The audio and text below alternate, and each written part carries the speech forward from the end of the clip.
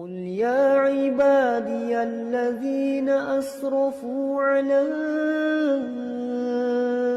أنفسهم لا تقنطوا من رحمة الله. بسم الله الرحمن الرحيم. السلام عليكم ورحمة الله وبركاته.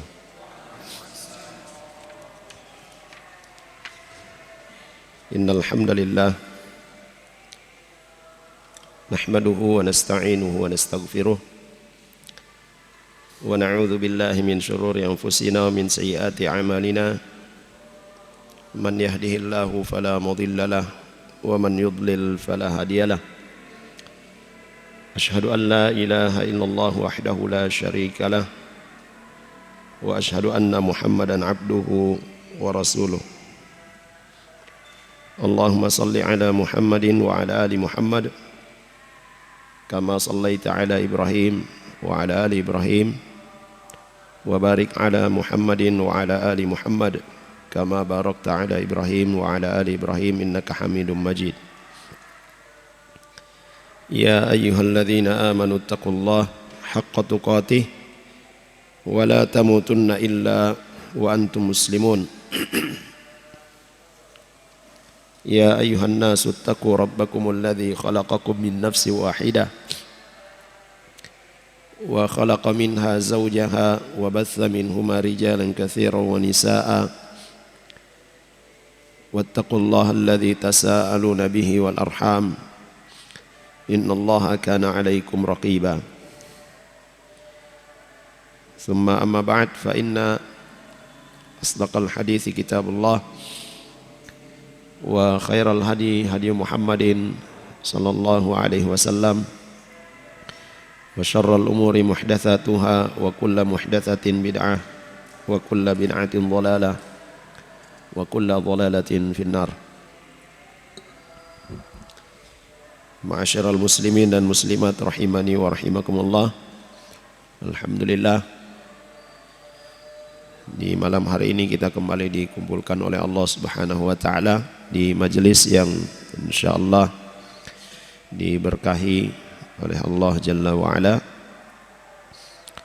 dan semoga kita semua selalu dalam lindungan Allah Subhanahu wa taala, diberikan kekuatan dan kesabaran di dalam mempelajari dan mengamalkan sunnah-sunnah Rasulullah sallallahu alaihi wasallam.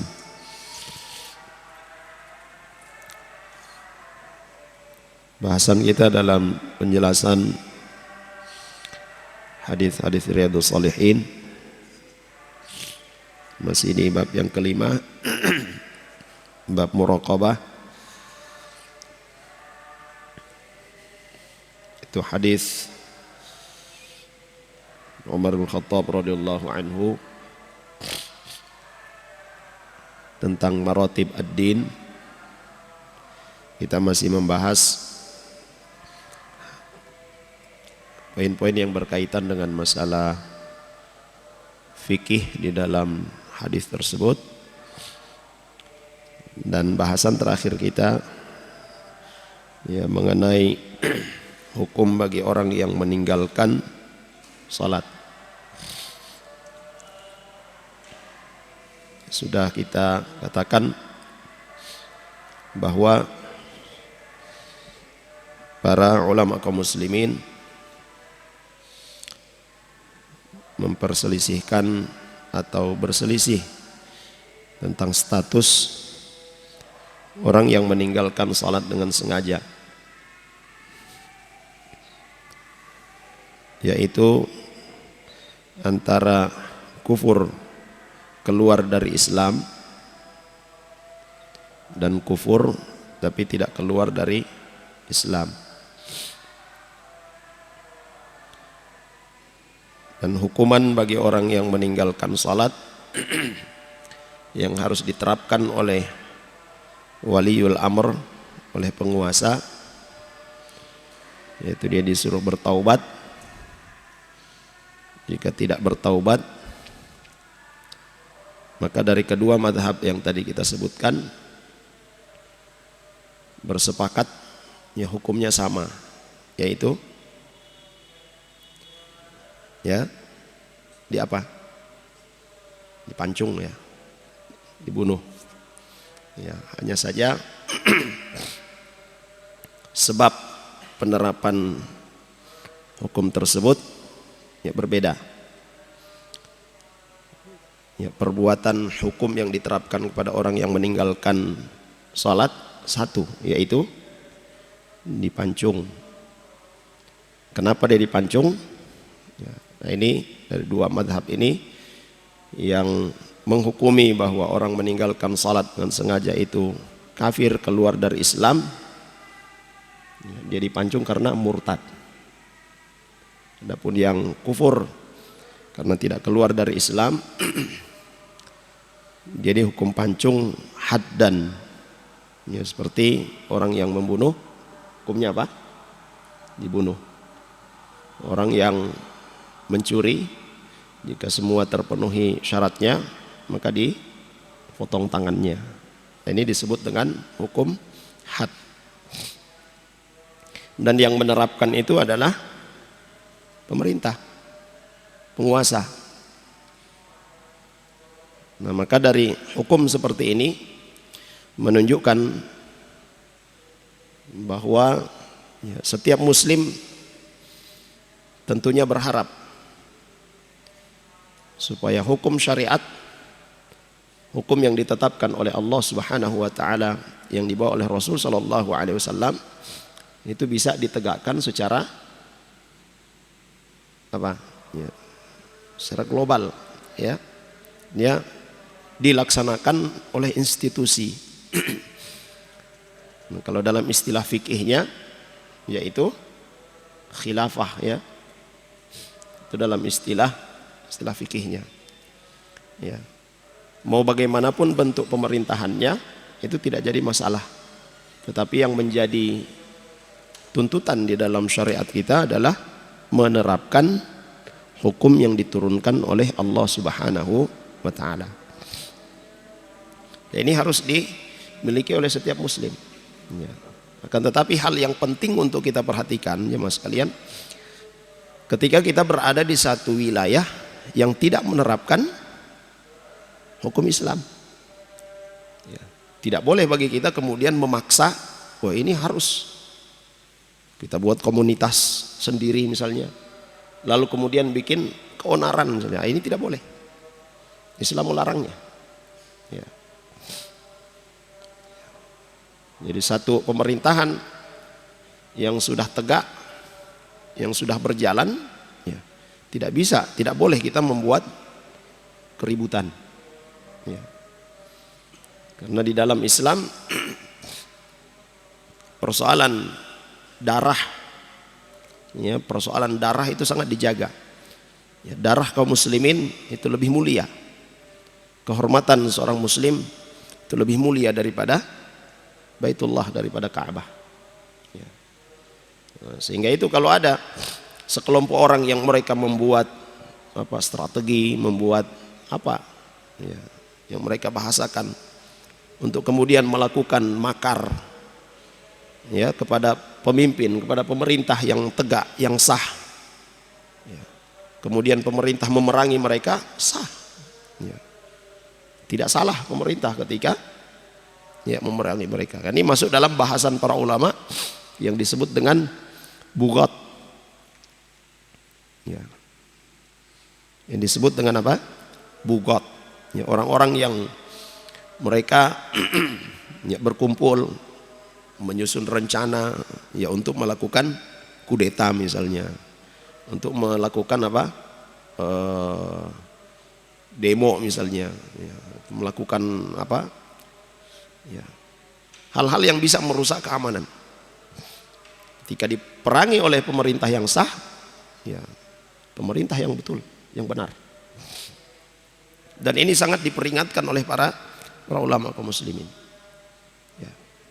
Rasulullah sallallahu alaihi wasallam juga ketika di fatrah Mekah, ya, yang berkuasa siapa? Ya, orang-orang musyrikun. Ya. Mudah bagi Nabi sallallahu alaihi wasallam untuk meminta kepada Allah Subhanahu wa taala Dan Nabi SAW ya berada dalam apa? Ya bimbingan Allah Jalla wa'ala. Ya. Allah mampu ya. Ya, untuk melakukan apa yang dikehendaki. Ya bahkan para sahabat radhiyallahu anhum mereka datang kepada Nabi SAW mengatakan, ya Rasulullah, apakah ya, yang kita bawa ini diragukan? Ya kita yakin benar Allah berada di pihak kita. Kenapa kita tidak berdoa saja kepada Allah supaya ini dibinasakan mereka semua? Tapi Nabi SAW mengatakan apa? Ya pertolongan itu sudah dekat, tetapi kalian tidak sabar. Nah, ketika Nabi SAW hijrah, diizinkan oleh Allah Subhanahu Wa Taala untuk hijrah ke Madinah, orang-orang di Madinah menerima, ya, baru kemudian di sana Nabi SAW menerapkan hukum syariat. Rasulullah SAW menerapkan pemerintahan Islam di Madinah. Dan Nabi SAW menegakkan pemerintahan itu ya tidak dengan apa? Tidak dengan berdarah-darah, tidak. Tapi dengan damai. Ya. Nah, dari Madinah kemudian Nabi SAW ya melakukan ekspansi keluar, menyampaikan dakwah ya pada negeri-negeri yang belum beriman kepada Allah Subhanahu Wa Taala di sekitaran Madinah, dan terus meluas. Yang pertama dilakukan apa? Dakwah. Ya. Ajak mereka untuk beriman kepada Allah Subhanahu Wa Taala. Ya kalau tidak mau beriman, ya hidup dalam pemerintahan Islam akan dijaga. Darah harta kalian terjaga. Ya. Ya. Patuh dengan aturan ya penguasa kaum muslimin. Ya. Kalau membangkang tidak mau tahu, ya baru kemudian ditegakkan saif, ya ditegakkan jihad. Ya. Tidak seperti ada kelompok-kelompok ya, teroris sekarang ini. Ada satu negeri yang tidak berhukum dengan syariat Islam, mereka datang ke sana buat apa? Langsung lepas bom. Ya, ini kan tidak sesuai dengan syariat Islam. Ya. Pernah saya sebutkan di sini ya. Pernah saya ketemu ya, seorang waktu masih masa-masa di Jakarta. Dia kata, "No, kita seorang muslim itu punya kekuatan dibela oleh Allah Subhanahu Wa Taala. Orang-orang yang tidak mau berhukum dengan hukum Allah maka kita perangi. Caranya gimana? Ya. Nah ya kita buat bagaimana supaya mereka itu binasa. Ya. Caranya kita latihan, ya, kata dia. Ya. Semua latihan militer itu kita tempuh, kata mereka begitu. Terus ya begitu ada kesempatan kita hambur mereka. Terus dakwah gimana? Ya, belakangan, nanti sudah mati baru mau didakwahi. Ya. Sedangkan Rasulullah SAW yang dikedepankan itu adalah dakwah. Ya. Jamaah sekalian yang dirahmati oleh Allah Subhanahu Wa Taala. Jadi hukum yang berkaitan dengan orang yang meninggalkan salat ini, yang tadi kita katakan ya para ulama berselisih antara dia kafir keluar dari Islam dan kafir tidak keluar dari Islam, dan ditegakkan hukum kepada mereka kalau tidak bertaubat hukuman pancung. Yang menerapkan adalah penguasa. Ya, bagaimana kalau penguasa tidak menerapkan, maka itu menjadi pertanggungjawaban mereka di hadapan Allah Subhanahu Wa Taala. Kemudian Syaikhul Utsaimin rahimahullahu taala beliau menyebutkan beberapa efek, beberapa konsekuensi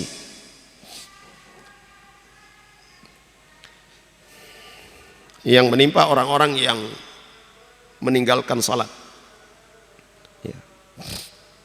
Konsekuensi ini ya yang diterapkan di dunia ya dan juga nanti di akhirat. Yang pertama kata beliau rahimahullahu taala annahu yud'a ila shalah. Ya, orang yang meninggalkan salat ini diajak. Ya, dia diajak untuk mendirikan salat. Artinya disuruh bertaubat. Ya. Sehingga itu ketika ada seorang ustadz yang ditanya, ya, Ustadz, apa hukumnya orang yang meninggalkan sholat? Ya, beliau tidak menjawab ya kafir atau apa, tidak. Ya kamu ajak dia sholat. Ya. Kamu ajak dia sholat. Ya, saya mau tahu hukumnya. Ya. Tapi tetap dia katakan apa ya, ajak dulu dia sholat. Kalau memang dia sudah tidak mau sholat, baru kamu cari tahu ya hukumnya. Terkadang kita yang mendapati kondisi kita saat kita sudah mengetahui hukumnya seperti itu, kemudian kita terapkan kepada orang lain, langsung kita hukumi, kafir dia. Terus kita biarkan, tidak diajak untuk mendirikan sholat. Saat kita mengetahui ada saudara kita yang dia sengaja tidak sholat, kemudian kita biarkan, itu akan menjadi pertanggungjawaban kita di hadapan Allah Subhanahu wa taala nanti. Ya. Sebagaimana yang disebutkan di dalam riwayat ketika ada orang-orang yang diazab oleh Allah Subhanahu wa taala, ya, dia bertahan, la ya Rabb, ya, sungguhnya si fulan dia melihat saya melakukan perbuatan maksiat, dia mengetahui saya tidak melakukan kewajiban, tetapi dia membiarkan saya. Dia tidak pernah menasihati saya, tidak pernah mengajak saya, padahal itu selalu bertemu. Sehingga itu para ulama katakan, ya, dakwah yang dilakukan oleh seorang, baik itu secara jama'i, dia lakukan di majelis, ya, ataupun yang dilakukan secara individu, ya, dalam berteman, ya, kita tahu ya teman kita ini dia sering melalaikan sholat, ingatkan, ya, rajin-rajinlah sholat, ya. Itu bagian dari dakwah, ya. Nah, dakwah yang kita lakukan itu untuk apa? Ya, selain itu adalah kewajiban kita kepada Allah Subhanahu wa taala yang akan kita pertanggungjawabkan. Ya, yang kedua yang dikatakan oleh para ulama untuk melepaskan tanggung jawab kita. Ya, melepaskan tanggung jawab kita. Nanti di hadapan Allah kita punya hujjah, kita punya alasan. Saya sudah pernah menyampaikan kepadanya, tetapi dia tidak mau. Ya. Nah, kalau nanti di hadapan Allah Subhanahu wa taala mereka yang tidak pernah kita ingatkan, yang tidak pernah kita ajak, dia berhujjah, ya Rabb, ini si fulan, ya, dia tahu saya tidak salat, dia tahu saya berjudi, dia tahu saya melakukan perbuatan maksiat, tapi tidak pernah dia menegur saya. Dan kita sedang disidang, ya, betul? Ya, kalau dalam persidangan dunia kan ditanya betul nggak? Betul. Nah, apa kira-kira yang akan kita jawab pada hari itu? Tidak ada lagi jawaban kecuali hukuman dari Allah Subhanahu wa taala. Ya. Maka itu jamaah sekalian yang dirahmati oleh Allah Subhanahu wa taala, persoalan dakwah, persoalan nasihat menasihati, ya, itu adalah tanggung jawab setiap individu. Ya. Sehingga itu di saat kita menasihati seorang misalnya, kita mengingatkan seorang misalnya, lalu kemudian dia katakan, sudah urus saja dirimu sendiri, jangan urus kita. Ya. Maka kita berikan jawaban apa? Ya. Justru saya sedang mengurusi diri saya sendiri. Kalau saya tidak berbicara di hadapanmu, maka ini menjadi tanggung jawab saya di hadapan Allah Subhanahu wa taala. Urusan Anda dengar, Anda ikuti atau tidak ikuti, itu bukan urusan saya. Tapi saya sudah melakukan tanggung jawab saya kepada Anda sebagai saudara saya. Jemaah sekalian yang dirahmati oleh Allah Subhanahu wa taala, dan ini sudah diingatkan oleh Nabi kita Muhammad sallallahu alaihi wasallam di dalam hadisnya, man ra'a minkum munkaran falyughayyirhu biyadihi fa illam yastati' fa bilisanihi fa illam yastati' fa biqalbihi wa dzalika adhaful iman. Siapa di antara kalian yang melihat kemungkaran, nah kemungkaran ini apa? Melakukan perbuatan maksiat, ya, perbuatan yang haram, atau meninggalkan kewajiban, ya, itu kemungkaran. Siapa yang mengetahuinya, yang melihatnya, maka hendaklah dia merubah dengan tangannya, merubahnya dengan kekuasaannya. Yang tidak punya kuasa maka dia merubah dengan lisannya. Ya. Kalau tidak bisa juga, tidak mampu dengan lisan, maka dengan hatinya. Pengingkaran dalam hati. Wadzalika adhaful iman. Pengingkaran kemaksiatan itu ya dengan hati, kata Nabi SAW, wadzalika adhaful iman. Itu adalah selemah-lemahnya iman. Nah, kebanyakan kita jemaah sekalian yang dirahmati oleh Allah Subhanahu wa taala itu langsung pada pengingkaran jadi yang ketiga ini, mengingkari dengan hati. Ya. Itu tanda bahwa iman kita lemah. Ya. Ya. Jemaah sekalian yang dirahmati oleh Allah Subhanahu wa taala. Maka ya, pertama, bagi orang-orang yang tidak salat, ya mereka diajak ya untuk salat, disuruh bertaubat. Kalau dia salat maka dia selamat. Kalau tidak maka dibunuh. Siapa yang melakukannya? Ya tentu penguasa, bukan kita. Salat, bukan sampai urusan itu. Lalu kemudian wah ini tidak salat berarti dibunuh, langsung ditindak, ini bahaya. Ya. Bukan seperti itu, tapi yang melakukannya adalah penguasa. Ya, sehingga itu beliau katakan wa hadza wajibun ala wulatil umur wujuban. Inilah kewajiban yang besar. Kewajiban yang besar bagi para penguasa. Ya. Ya, menjadi pemimpin itu bukan perkara ringan jemaah sekalian. Siapa yang menjadi pemimpin? Ya. Ini dari pemimpin yang paling kecil ada di mana? Rumah tangga. Ya. Seorang suami, ya. Dia pemimpin ini yang paling kecil. Dia tahu ada anggota keluarganya yang tidak salat, lalu dia biarkan. Wah ini besar pertanggungjawabannya di hadapan Allah Subhanahu wa taala. Ya, naik pemimpin selanjutnya apa? Ketua RT, ketua dusun. Ya. Ini bagian dari pemimpin. Ayahanda, apalagi Pak Camat, Pak Bupati, ya, apalagi seterusnya gubernur sampai ke presiden. Ya. Jadi ini Nabi SAW sudah katakan kullukum ra'in wa kullukum mas'ulun an ra'iyati. Ya. Sehingga itu para sahabat radhiyallahu anhum,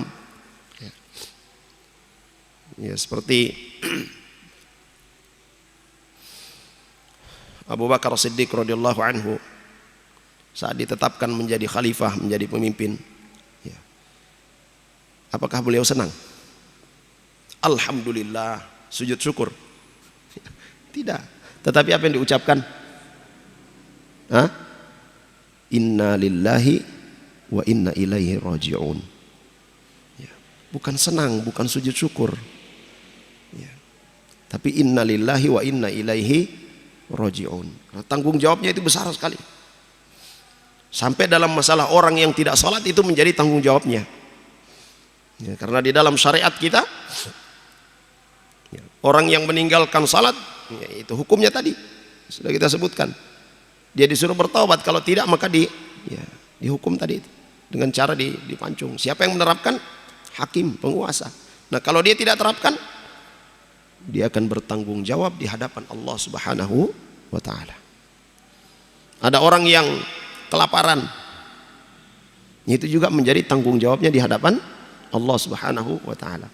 Bahkan ketika Khalifah Umar bin Khattab radhiyallahu anhu, beliau menjadi khalifah, ya, beliau sangat khawatir, sangat takut jangan sampai nanti di hadapan Allah Subhanahu wa taala ada seekor keledai yang datang menuntut beliau radhiyallahu anhu. Karena apa? Tidak memperbaiki jalan. Ini hewan melewati satu jalan lalu kemudian dia tergelincir dan mati. Ya. Kekhawatirannya Umar bin Khattab radhiyallahu anhu jangan sampai itu kemudian akan ditanya di hadapan Allah Subhanahu wa taala. Ini hewan, bagaimana kalau manusia? Ya. Umar bin Abdul Aziz, ya, radhiyallahu anhu, ya, cucunya Umar bin Khattab radhiyallahu anhu, ketika beliau menjadi khalifah sebagaimana digambarkan oleh istrinya, ya, ketika beliau diangkat menjadi khalifah, sejak saat itu beliau tidak pernah lagi mandi junub. Ya, tidak pernah lagi dia mandi junub. Artinya tidak pernah lagi dia mendatangi istrinya. Karena perhatiannya, kesibukannya terhadap pemerintahan, yang memperhatikan rakyatnya. Sampai dikatakan juga oleh para ahli sejarah bahwa Umar bin Abdul Aziz, ya, radhiyallahu anhu, sebelum menjadi khalifah badannya berisi. Begitu jadi khalifah mulai jadi kurus. Ya, maka kita perhatikan kondisi kita sekarang. Ya. Waktu belum jadi penguasa, belum jadi pemimpin, kurus. Setelah jadi penguasa, jadi pemimpin, gemuk. Ya, berbeda dengan para penguasa dulu. Ya. Ya. Karena perhatian mereka pada tanggung jawab itu, amanah itu. Ya.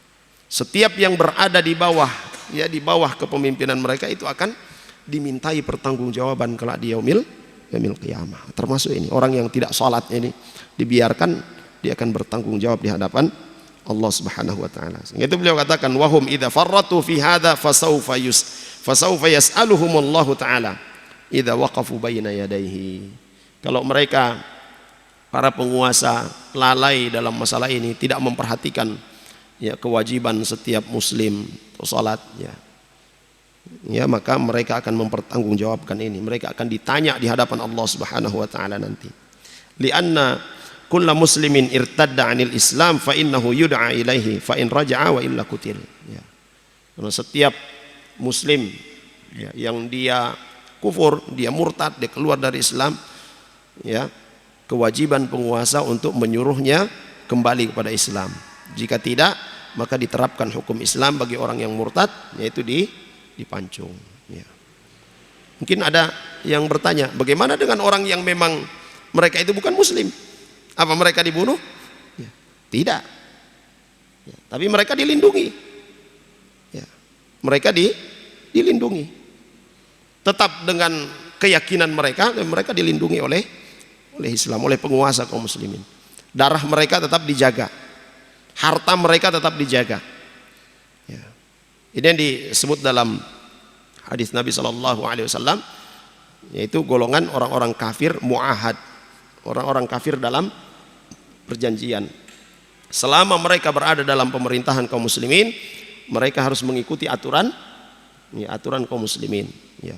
Bukan aturan dalam peribadatan, bukan. Ya. Tapi aturan administrasi yang diberlakukan oleh kaum muslimin. Dijaga harta mereka. Tidak boleh diambil, ya, itu hak mereka. Nah, jemaah sekalian yang dirahmati oleh Allah Subhanahu wa taala.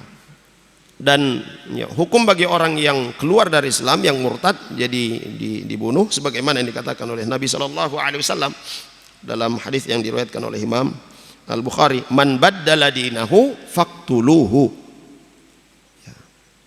Man baddala dinahu faqtuluhu. Siapa yang menukar agamanya, siapa yang mengganti agamanya, dan siapa yang murtad, maka jadi bunuh.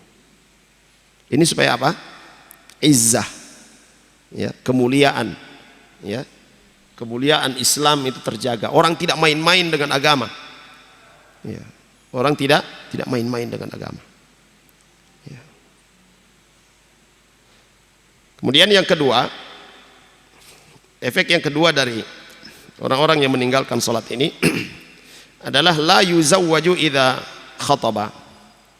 Seorang laki-laki yang dia meninggalkan salat dengan sengaja, saat dia datang melamar seorang gadis muslimah, ya, maka tidak diterima. Ya, tidak diterima lamarannya.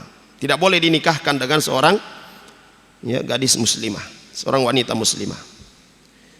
Wa in zuwija fal aqdu batilun.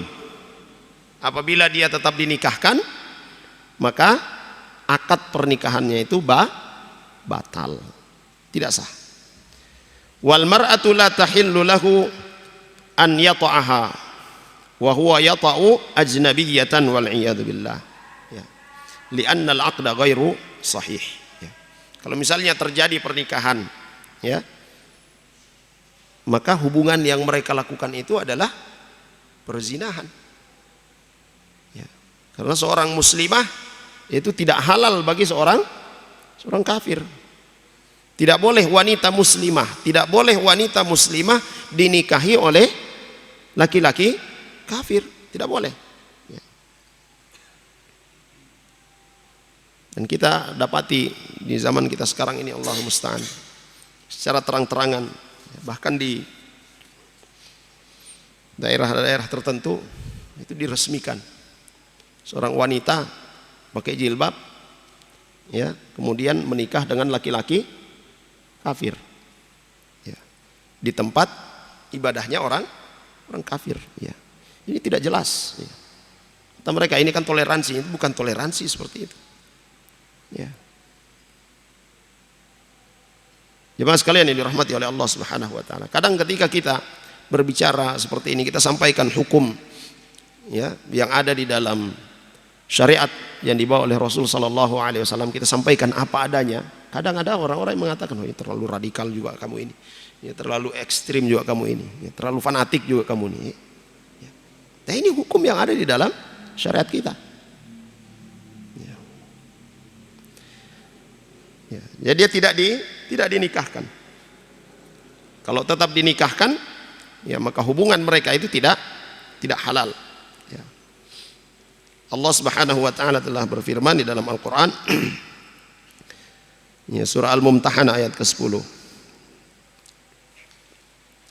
Fa in 'alimtumuhunna mu'minatin fala tarji'uhunna ilal kuffar la hunna hillul lahum wa la hum yahilluna lahunna. Apabila engkau telah mengetahui, ya, apabila kalian mengetahui tentang mereka, ya, wanita-wanita ini, mereka adalah wanita-wanita yang beriman, maka jangan dikembalikan mereka ini kepada suami-suami mereka yang masih kafir. Ya. Ya. Jangan dikembalikan mereka kepada suami-suami mereka dulu ketika masih kafir. Ya. Kecuali kalau mereka ikut, ya, masuk Islam, maka dikembalikan lagi. Ya. Ya. Kata Allah Subhanahu wa taala, la hunna hillul lahum. Karena wanita-wanita yang beriman itu tidak halal bagi laki-laki yang kafir. Wala hum yahilluna lahunna. Demikian pula mereka laki-laki kafir itu tidak halal bagi wanita-wanita yang beriman. Ya. Ini prinsip jemaah sekalian. Kemudian yang ketiga, annahu la wilayata lahu ala auladihi. Orang yang meninggalkan salat, ya, laki-laki yang meninggalkan salat dengan sengaja, maka dia tidak punya hak perwalian. Dia tidak punya hak perwalian untuk anak-anaknya. Ya, tidak bisa menjadi wali bagi anaknya. Wala ala akhwatihi. Tidak bisa juga menjadi wali bagi saudara-saudari, ya, bagi saudari-saudarinya. Wala ala ahadin minan nas, menjadi wali dari salah seorang kaum muslimin juga tidak boleh. Ya. Li'annal kafira la yumkin an yakuna waliyan ala muslimin abadan. Karena seorang kafir itu tidak boleh menjadi wali bagi seorang muslim selamanya. Ya. Kan masalah wali ini pun, ya, diterjemahkan sebagai pemimpin. Ya, hukum asalnya seperti itu. Seorang muslim tidak boleh dipimpin oleh orang kafir.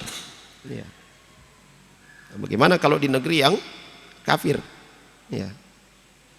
Itu sudah ada fatwa para ulama, ya, secara khusus, ya, ketika kaum muslimin lemah, ya, kaum muslimin tidak punya kekuasaan di negeri kafir, ya, boleh enggak, ya, memilih dari pemimpin kafir yang dicalonkan itu?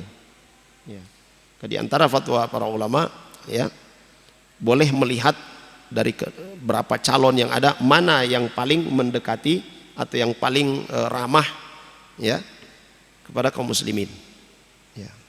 Maka itu yang dipilih. Ya. Tapi kalau di satu negeri muslim misalnya ada apa? Ya, 2 calon atau ada 3 calon. Ya. yang dua non muslim, yang satu muslim. Siapa yang dipilih? Yang muslim. Wah, ini politik identitas. Ya memang harus ada identitas itu. Nah, ini jelas telah dibahas oleh para ulama sejak zaman dahulu. Ya, tidak boleh orang yang kafir ya memimpin orang-orang muslim. Jamaah sekalian yang dirahmati oleh Allah Subhanahu wa taala. Ini yang ketiga. Dia tidak boleh menjadi wali bagi anak-anaknya, bagi saudari-saudarinya, bagi seorang pun dari kalangan kaum muslimin. Karena seorang kafir itu ya mutlak, dia tidak boleh ya menjadi wali bagi seorang muslim selamanya. Hatta bintuhu la yuzawwijuha. Bahkan anak gadisnya pun itu tidak boleh ya dia yang menikahkannya. Ya. Lau faradna wahidan ba'da ma tazawwaja wa kabura wa sara lahu banatun sara la yusalli wal iyad billah fa innahu la yumkin an yuzawwija bintahu. Ya. Kalau misalnya sudah terjadi pernikahan seorang laki-laki yang dulunya dia sholat misalnya kan, kemudian dia meninggalkan sholat dengan sengaja, dia tidak sholat, lahir anak-anaknya, ada anak perempuannya ya, maka tetap ya anak perempuannya ini tidak boleh dinikahkan oleh ayah yang tidak sholat. Ini jamaah sekalian ya, dampak ya, efek ya, buruk, efek besar bagi orang-orang yang meninggalkan salat. Lakin idza qala qail, ya kata beliau rahimahullah taala, bagaimana ya seandainya ada yang berkata hadza muskilun, ya ini pasti jadi masalah, pasti akan jadi masalah ya, dan di masyarakat kita ya tentu itu akan jadi masalah ya. Kalau dikatakan ini bapaknya tidak sholat masa meninggal, ya, saya kan DP papa ya, itu akan ribut nanti ya, pasti akan ribut ya. Hadza muskilun ya, yujadu unasun indahum banatun wa hum la yusallun ya. Banyak ya dari laki-laki yang mereka punya anak perempuan lalu kemudian mereka tidak salat ya. Bagaimana ini ya, tetap hukumnya ya, kita berbicara hukum, tidak boleh mereka menjadi wali bagi anak-anak perempuannya ketika dinikahkan ya. Maka kata beliau ya rahimahullahu taala, fi mithli hadzal hal idza kana la yumkinu at-takhallusu min an ya'qida an-nikaha lil banat fa inna zawja yaj'alu akhaha aw ammaha mathalan aw ahadan min asabatiha al-aqrab fal aqrab hasba tartibil wilayah ya'qidu lahu bis-sirri an abiha hatta yatazawwaja imra'atun bi'aqdin sahihin ya. Maka kalau kondisinya misalnya tidak bisa kita menghindar dari bapaknya karena bapaknya ini ngotot, pokoknya saya yang harus menikahkan dia, padahal dia tidak salat ya. Maka kata beliau rahimahullahu taala ya, cari saudara laki-lakinya yang sholat atau paman dari bapaknya ya, dari jalur bapaknya yang sholat ya. Ya, penuhi syarat-syaratnya ya, ada saksi ya, sudah nikahkan saja tanpa sepengetahuan bapaknya yang tidak sholat ini ya. Ya. Jadi yang dianggap itu yang mana ya, yang dianggap yang dinikahkan oleh bapaknya atau oleh saudara laki-lakinya? Saudara laki-laki itu yang menjadi ukuran ya. Maka pernikahannya jadi sah ya. Amma aqdu abiha laha wa huwa murtaddun kafirun fala yasihhu ya. Misalnya ya, ternyata di hadapan penghulu yang nikahkan ini adalah tetap bapaknya karena dia ngotot, pokoknya saya ini anak saya urus dia dari kecil, masa orang lain yang menikahkan ya. Tetap dia nikahkan misalnya. Maka itu solusi yang beliau rahimahullah ta'ala tawarkan, cari ya saudara kandung dari bapaknya itu yang menjadi wali bagi wanita tersebut ya, atau saudara laki-laki dari si wanita ya. Jadi masalah perwalian jemaah sekalian, masalah perwalian dalam pernikahan, Rasulullah SAW telah menyebutkan bahwa tidak sah, ya, tidak sah pernikahan seorang wanita tanpa ada walinya. Tidak sah pernikahan, ya, seorang wanita kalau tidak ada 2 orang saksi. Ya. Jadi harus ada 2 orang saksi, harus ada wali. Ya. Bagaimana kalau ada wali, tetapi walinya itu adalah wali jadi-jadian? Gimana wali jadi-jadian? Ya. Ini kadang di masyarakat kita masih ada, jemaah sekalian. Ada seorang janda misalnya, seorang janda. Memang disebutkan dalam hadis Nabi SAW bahwa as-sayyibu, seorang janda itu lebih berhak atas dirinya, ya, ya, daripada walinya. Ya, seorang janda itu lebih berhak atas dirinya daripada walinya. Nah, para ulama menjelaskan hadis ini, ya, bahwa seorang janda dia lebih berhak atas dirinya daripada walinya, ya, lebih berhak untuk menikah atau tidak menikah, sehingga walinya ini tidak boleh memaksa dia mau menikah lagi atau tidak, ya. Ya. Kalau dia mau menikah lagi, maka dia sampaikan kepada walinya, saya mau menikah lagi, ya. Walinya yang menikahkan, ya. Entah itu bapaknya atau saudara laki-lakinya atau anak laki-lakinya yang menjadi wali bagi wanita janda tersebut, ya. Di dalam Al-Quran juga Allah Subhanahu wa ta'ala yang menyebutkan wala tunkihu, ya, wala tunkihul musyrikin hatta yu'minu, ya. Kata Allah Subhanahu wa ta'ala, jangan kalian nikahkan, ya.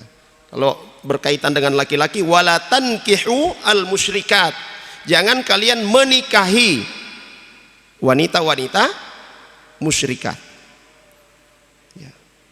Adapun, ya, ayat berkaitan dengan perempuan wala tunkihu, ini kalau yang belajar bahasa Arab tahu, ya, sigot nakaha dengan ankaha, apa faedahnya nakaha dengan ankaha?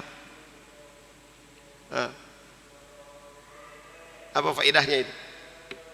Nakaha dengan ankaha, ya, wazan fa'ala dengan af'ala, ya, kalau wazan fa'ala dia tidak butuh apa namanya, objek, ya. Ya. Ya. Sehingga dalam ayat wala tankihu al musyrikat, jangan kalian menikahi, ya, jangan kalian menikahi wanita-wanita musyrikah. Maka laki-laki ini dia boleh menikah tanpa ada walinya. Laki-laki boleh menikah tanpa ada walinya, ya. Adapun kepada perempuan wala tunkihu al musyrikin, ya, jangan kalian menikahkan. Berarti khitabnya ini ditujukan ke siapa? Ke perempuan atau kepada walinya? Pada walinya, ya. Ya. Sama dengan kalau kita katakan jangan masuk, ya, berarti kita sendiri yang pergi, ya. Jangan memasukkan, ya. Kita tidak masuk, tapi ada sesuatu yang kita masukkan, ya. Jangan kawin, ya. Jangan kawin lagi misalnya, ya. Berarti itu kita, ya. Jangan mengawinkan lagi, ya. Siapa yang menikah ini? Siapa yang kawin itu?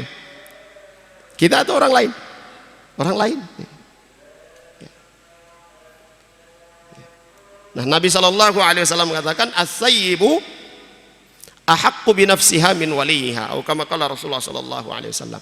Seorang janda itu dia lebih berhak atas dirinya daripada walinya. Artinya berhak di sini berhak untuk menikah lagi atau tidak, bukan dalam menikahkan diri, ya. Walaupun ada, ya, walaupun ada satu mazhab, ya, dalam Islam yaitu Hanafi, ya, yang menyebutkan bahwa wali itu dalam pernikahan itu hanya pelengkap saja, ya. Tetapi jumhur ulama menyebutkan ya sesuai dengan dalil-dalil yang ada yang jelas, ya, maka mazhab tersebut terbantahkan, ya, tidak boleh diamalkan. Bagaimana kalau misalnya di satu negeri hakimnya atau penguasanya dia melihat, wah ini mazhab Hanafi yang kita terapkan, boleh nggak? Ya. Para ulama mengatakan boleh. Ya. Misalnya di negeri-negeri yang menerapkan mazhab Hanafi, seperti Pakistan, ya, di Turki, di India, ya, itu menerapkan mazhab Hanafi. Dalam pernikahan juga demikian. Ya, sehingga wali di sana ya, itu sebagai pelengkap saja. Ya. Dan ada kaidah yang menyebutkan bahwa ketetapan hakim, ketetapan penguasa itu melepaskan atau mengangkat khilaf. Ya. Dan ya ada perbedaan-perbedaan yang terjadi di kalangan para ulama. Kalau hakim penguasa sudah menetapkan kita akan berhukum dengan madhab ini, ya sudah, itu yang diterapkan. Adapun di Indonesia, ya, saya mau ikuti pendapatnya Hanafi, ya, mau menikah tidak perlu ada wali, ini batil, itu pernikahan yang batil. Tidak sah pernikahannya. Negeri kita yang menerapkan apa? Hukum apa? Ya mazhabnya siapa? Asy-Syafi'i. Negeri kita menetapkan seperti itu. Ya. Dan ini yang sesuai dengan dalil-dalil yang sharih, ya, dalil-dalil yang jelas. Ya. Dalam kaidah juga itu disebutkan ya tidak boleh kita berijtihad. Ya, tidak boleh kita berijtihad atau berqiyas, ya, tidak boleh mengkiaskan sesuatu. Ya, sementara ada dalil yang sharih, dalil yang sangat jelas. Ya, dalam mazhab Hanafi itu mengkiaskan pernikahan itu seperti akad jual beli.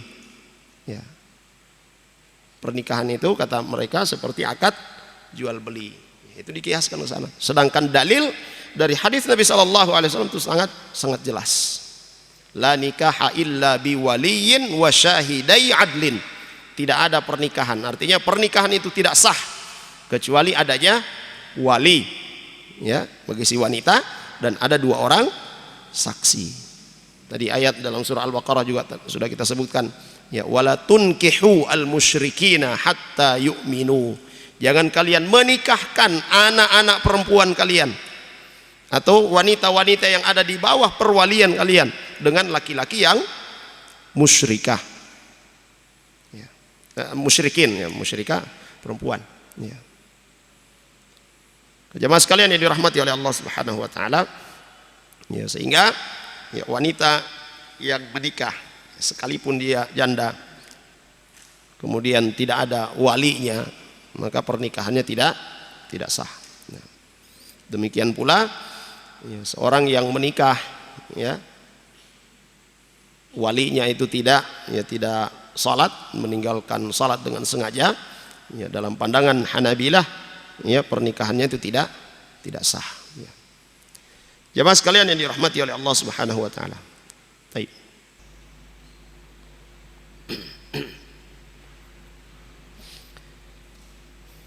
Bismillah, alhamdulillah, wassalatu wassalamu ala Rasulillah wa ala alihi wa sahbihi wa mawalah. Jemaah sekalian yang dirahmati oleh Allah Subhanahu wa taala. Kemudian selanjutnya yang keempat, lau taraka as-salata fi athna'i zawajihi in fasakha nikahuhu. Kalau misalnya mereka, ya, laki-laki dan perempuan itu menikah, ya, keduanya menjaga sholat, tapi setelah menikah si laki-laki ini meninggalkan sholat, dia tidak lagi mau sholat. Apa kata beliau rahimahullah ta'ala? In fasakha nikahuhu, ya, maka nikahnya itu difasakh, ya, dibubarkan, dipisahkan. Ya, siapa yang memisahkan? Ya, yang pertama adalah wali. Ya. Ya, kalau di negeri kita, ya, maka itu dibawa ke mahkamah. Ya. Seorang wanita muslimah, ya, ketika dia mendapati suaminya tidak lagi sholat, ya, maka dia berhak untuk pergi menuntut. Ini suami saya tidak sholat. Ya. Madhab yang saya ikuti adalah rusak pernikahannya. Saya tidak mau lagi digauli olehnya. Ya. Dia datang ke pengadilan, dia minta cerai misalnya. Nah, itu dianggap, tidak dibolehkan. Ya. Jadi beliau katakan, mithaluhu rajulun tazawwaja imra'atan wa hiya tusalli wa huwa yusalli wa ba'da dzalika taraka as-salata fa innana naqul yajibu at-tafriqu bainahu wa bainal mar'ati wujuban hatta yusalli. Kalau didapati kasus seperti itu, waktu mereka sebelum menikah, ya dua-dua menjaga sholat, ya, setelah menikah masih sholat, tapi lewat 1 tahun menikah ternyata si suami sudah tidak sholat, ya. Maka ya, itu harus dipisahkan. Fa idza farraqna bainahuma wa'taddat fa innahu la yumkinu an yarji'a ilaiha. Ya. Dan apabila sudah dipisahkan, lalu kemudian si wanita ini sudah melewati masa iddah, ya, sudah melewati masa iddah. Masa iddah berapa lama? Ya, 3 kali haid, ya, 3 kali haid, ya, atau 3 kali suci, ya. Jadi kalau misalnya hari ini dia dipisahkan, besoknya dia haid, ya, maka begitu dia bersih sudah selesai 1 masa. Ya. Jadi hitungannya bukan bulan, ya, bukan bulan, tetapi haidnya. Ya. Sebagian ulama menyebutkan sucinya, karena ya, dalam ayat itu menyebutkan ketika si wanita ya dicerai oleh suaminya atau ditinggal mati oleh suaminya, maka dia memiliki masa untuk menunggu. Fa'iddatuhunna salasu quru, ya, 3 quru, ya. Nah, quru itu dalam diterjemahkan itu dia memiliki dua arti. Kata quru itu punya dua arti, ya, suci dan haid, ya. Satu kata punya 2 arti bertolak belakang. Ini diantara keistimewaan bahasa Arab. Seperti kata yang lain juga adalah as-as, kata as-as, ya. Kata as-as ini ya datang pergi, itu satu kata memiliki dua arti. Nah, sehingga itu terjadi khilaf di kalangan para ulama, apakah yang menjadi ukuran itu adalah haidnya atau sucinya. Baik. Nah, kalau si wanita sudah selesai masa iddahnya dan si suaminya ini, si laki-laki ini belum juga tobat, ya, fa innahu idza aslama raja'a ilal islam wa shalla fa hiya zaujatuhu. Kalau masih di masa iddah, ya, masih di masa iddah, lalu kemudian dia bertobat, dia sholat, ya, maka sah kalau dia rujuk kembali, ya. Selama masa iddah dia tidak bertobat, dia tidak sholat, selesai masa iddahnya baru kemudian dia sholat, maka jumhur ulama mengatakan dia tidak boleh kembali kecuali dengan akad yang baru, ya. Jumhur ulama menyebutkan dia boleh kembali kecuali dengan akad yang baru, ya. Sebagian ulama mengatakan boleh dia kembali tanpa akad yang baru, ya. Dan kata Syekh Al-Utsaimin rahimahullahu taala, ya, ini yang rajih, yang kedua ini yang rajih, itu dia boleh, ya, kembali tanpa akad yang baru.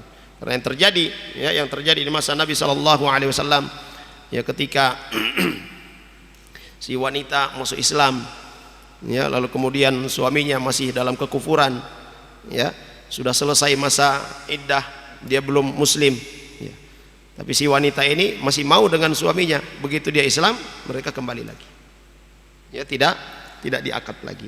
Nah, Dan ini dikembalikan kepada si wanita. Kalau si wanita mau, ya disatukan lagi. Kalau si wanitanya tidak mau, ya tidak bisa dipaksakan. Ini ketika sudah selesai masa iddahnya. Adapun ketika masih dalam masa iddah kemudian dia bertaubat, maka itu masih menjadi hak suaminya. Sehingga itu ketika terjadi perceraian misalnya, ya, suami dan istri bercerai dan masih dalam masa iddah, si wanita ini masih berstatus istri. Tidak boleh dia melakukan pelanggaran-pelanggaran kepada suaminya. Tidak boleh dia keluar dari rumahnya, ya, tanpa izin dari suaminya ini. Kapan suaminya rujuk, ya maka dia diterima. Nah.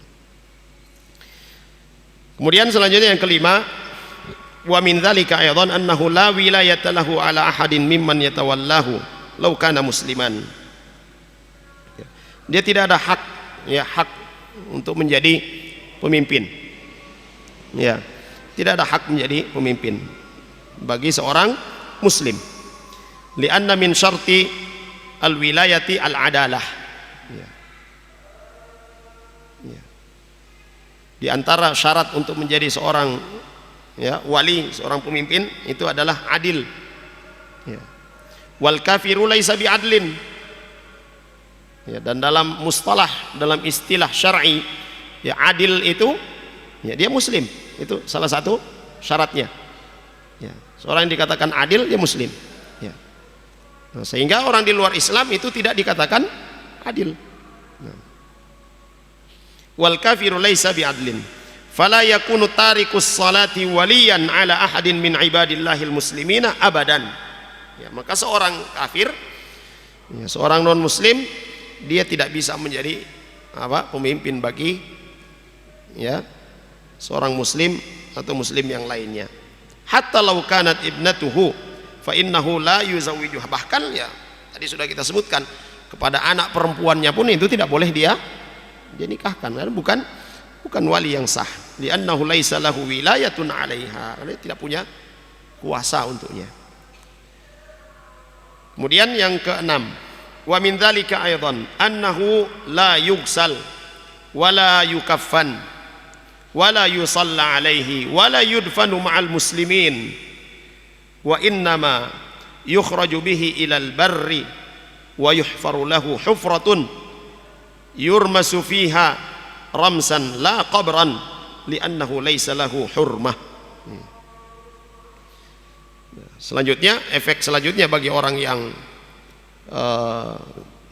meninggalkan salat dengan sengaja ini, kalau dia mati tidak dimandikan, ya, tidak dikafani, tidak disolati, tidak dikuburkan di pekuburan kaum muslimin. Wah, ini kalau kita terapkan ini berat sekali ini. Berat sekali ini. Ya. Jemaah sekalian, walaupun ada khilaf, ya, walaupun ada khilaf dalam masalah ini, ya, tapi cukuplah dengan adanya khilaf ini dan efek daripada meninggalkan sholat ini sangat berat. Ya. Ya. Ini tidak boleh kita memandang enteng, menganggap, ya, persoalan biasa dalam meninggalkan sholat ini. Ya. Kayaknya diperselisihkan oleh para ulama statusnya, dia kafir atau tidak kafir. Kalau dia dihukumi berdosa, sudah jelas dia berdosa, dosa besar. Yang diperselisihkan itu adalah dia kafir atau tidak kafir. Kalau dia masuk dalam kategori kafir, nah ini akibatnya: tidak dimandikan, tidak dikafani, tidak disolati, tidak dikuburkan di pekuburan kaum muslimin. Lalu, ya udah dibawa di tempat yang jauh, digali lubang, taruh di situ.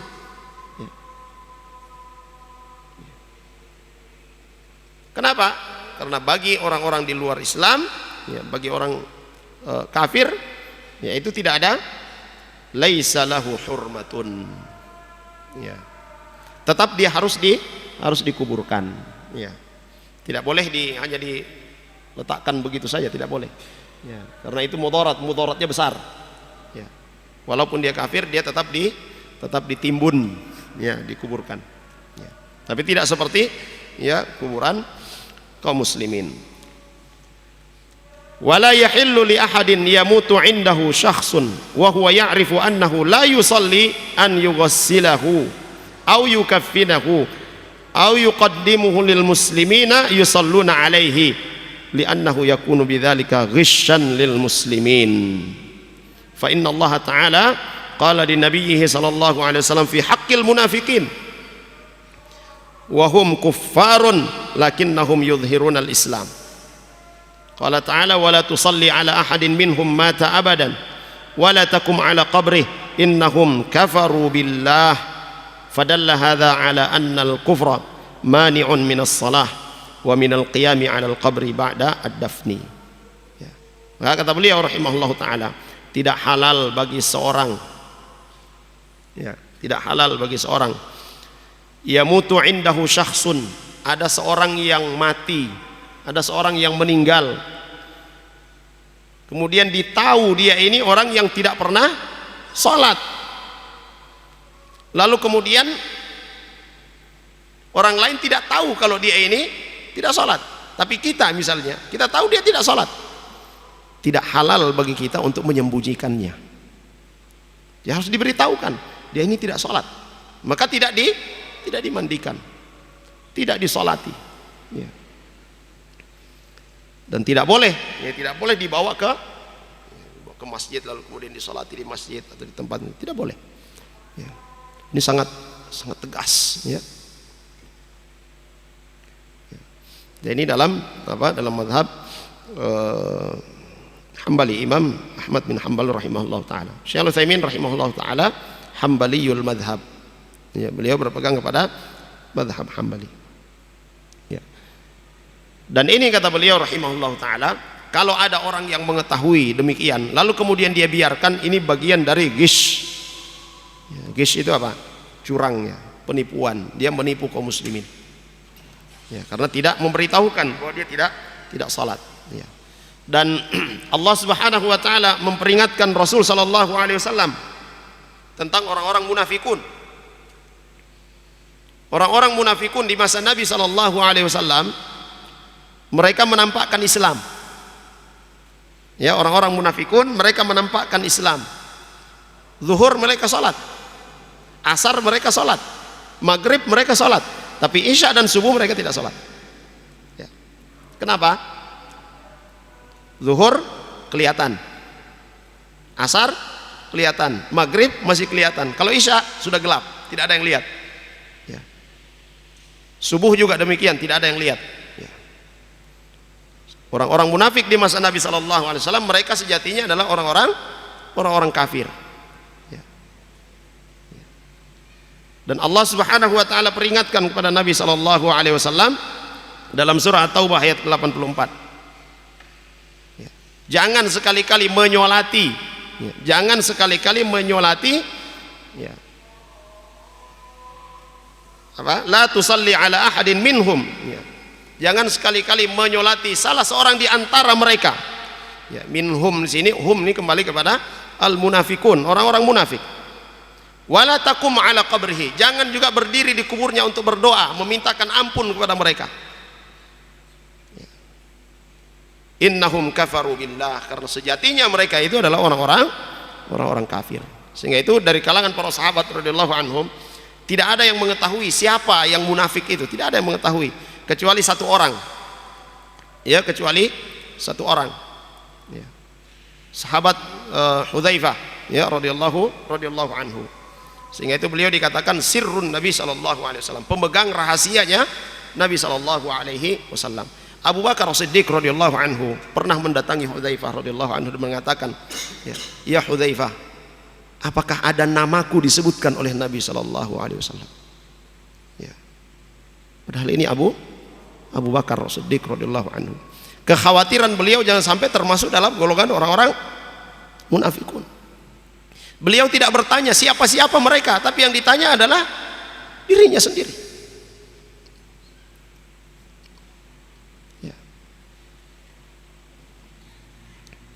Para sahabat yang lain tidak mengetahuinya, ya.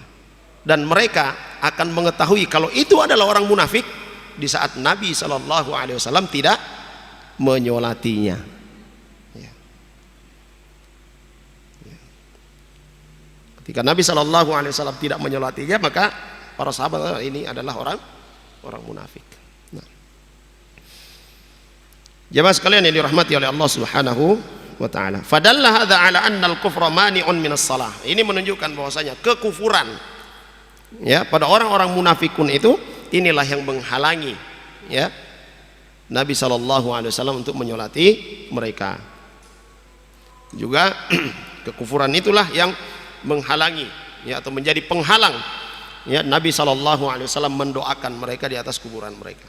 Ya. Salah satu syariat Rasul SAW ketika kita menyertai saudara kita ya ke kuburan ya, beliau SAW perintahkan kita untuk mendoakan ya saudara kita yang barusan dikubur ya. Doakan supaya dia diberikan keteguhan untuk bisa menjawab pertanyaan-pertanyaan malaikat ya.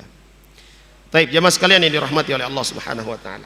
Kemudian firman Allah Subhanahu wa taala juga dalam surah At-Taubah ayat ke-113, maka lin nabi walladzina amanu ay yastaghfiru lil musyrikin walau kanu uli kurba min ba'di ma tabayyana lahum annahum ashabul jahim. Ya, tidak pantas, tidak boleh bagi Nabi sallallahu alaihi wasallam walladzina amanu, demikian juga orang-orang yang beriman, ay yastaghfiru lil musyrikin, memintakan ampun kepada orang-orang musyrikin ya, tidak boleh mendoakan ampunan kepada orang-orang musyrik walau kanu uli kurba, sekalipun mereka itu adalah kerabat-kerabat terdekat, tidak boleh mendoakan ampunan kepada mereka kalau sudah mati ya. Kalau mereka masih hidup didoakan apa? Hidayah ya. Sebenarnya dalam bahasan kita ya dalam haditsul akhlak, Nabi SAW mendoakan hidayah kepada mereka yang masih hidup. Adapun yang sudah mati selesai dan tidak boleh dimintakan ampun ya. Ba'dama tabayyana lahum ya, setelah jelas ya mereka itu adalah orang-orang kafir ya, annahum ashabul jahim ya, mereka itu adalah penghuni neraka jahim waliyadzubillah. Jemaah sekalian yang dirahmati oleh Allah Subhanahu wa taala, saya kira bahasan kita pada malam hari ini kita cukupkan di sini. Mudah-mudahan bermanfaat bagi kita semua dan semoga ya Allah Subhanahu wa taala ya menjadikan kita orang-orang yang senantiasa istiqamah ya di atas agama Allah Subhanahu wa taala, di atas sunnah Rasul sallallahu alaihi wasallam, dan menjadikan kita orang-orang yang mampu ya untuk menerapkan apa yang dikatakan oleh Nabi sallallahu alaihi wasallam, man ra'a minkum munkaran falyughayyirhu bi yadihi fa in lam yastati' fa bi lisanihi wa in lam yastati' fa bi qalbihi. Dan selalu kita ingat pengingkaran terhadap kemungkaran dengan hati itu adalah tanda selemah-lemahnya iman. Baik. Sallallahu ala nabiyina Muhammad, subhanakallahumma bihamdika asyhadu an la ilaha illa anta astaghfiruka wa atubu ilaik. Assalamualaikum warahmatullahi wabarakatuh. يا عبادي الذين أسرفوا على أنفسهم لا تقنطوا من رحمة الله